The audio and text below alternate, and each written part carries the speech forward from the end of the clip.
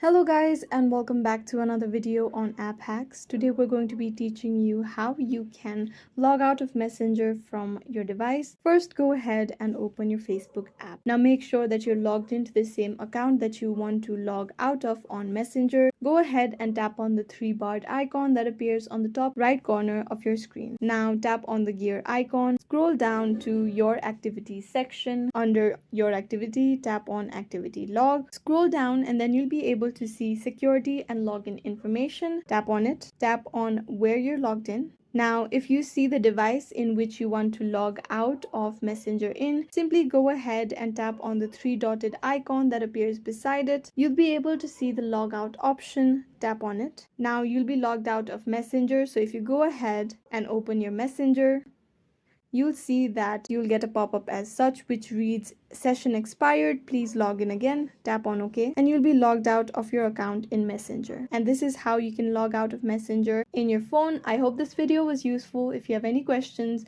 let us know in the comments down below, and thanks for watching.